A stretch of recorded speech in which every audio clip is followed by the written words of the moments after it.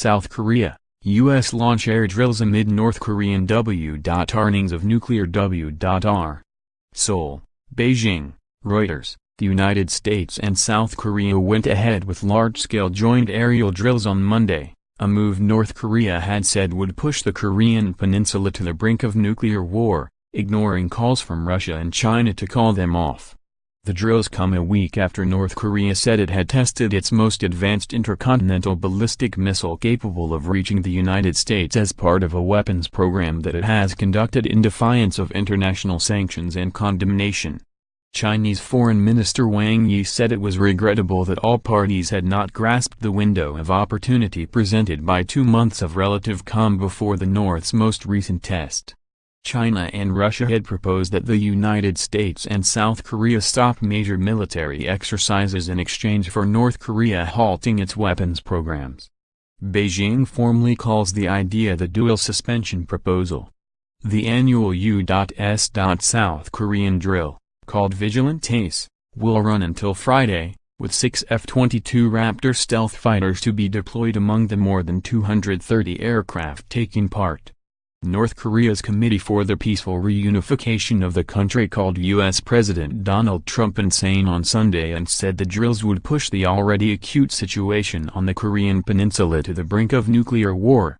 F-35 fighters will also join the drills, which will include the largest number of fifth-generation fighters ever to have taken part, according to a South Korea-based U.S. Air Force spokesman. Around 12,000 U.S. service members, including from the Marines and Navy, will join South Korean troops. Aircraft taking part will be flown from U.S. and South Korean military installations.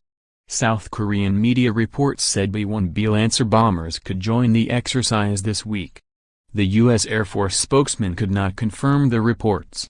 Trump said last week that additional major sanctions would be imposed on North Korea after Pyongyang's intercontinental ballistic missile test. Earlier last month, Trump put North Korea back on the list of state sponsors of terrorism, a designation that allows the United States to impose more sanctions. Russia has accused the United States of trying to provoke North Korean leader Kim Jong-un into flying off the handle over his missile program to hand Washington a pretext to destroy his country. Speaking at a news briefing in Beijing, Wang said China consistently opposed any behavior that elevated tensions and measures that don't abide by or outside the UN Security Council resolutions lack basis in international law and damage the rights of United Nations members, Wang said when asked about the prospect of further U.S. sanctions against North Korea. China's Air Force said on Monday that its surveillance aircraft had in recent days conducted drills in the Yellow Sea and East China Sea to improve combat readiness and safeguard the country's strategic interests. The aircraft took a flight path not previously flown to regions they had never previously operated in, and coordinated with fighter jets, alert aircraft and guided missile forces, spokesman Chen Jing said, according to a post on the Air Force's official microblog. The joint exercises between South Korea and United States are designed to enhance readiness and operational capability and to ensure peace and security on the Korean peninsula, the U.S. military had said before the drills began. The North's KCNA state news agency, citing a foreign ministry spokesman, said on Saturday the Trump administration was begging for nuclear war by staging an extremely dangerous nuclear gamble on the Korean peninsula. North Korea regularly uses its state media to threaten the United States and its allies.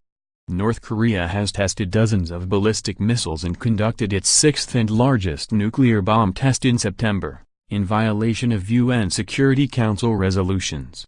It has said its weapons programs are a necessary defense against U.S. plans to invade. The United States, which has 28,500 troops stationed in South Korea, a legacy of the 1950–53 Korean War, denies any such intention. Reporting by Christine Kim in Seoul and Philip Wen in Beijing, additional reporting by Michael Martina in Beijing, editing by Nick McPhee.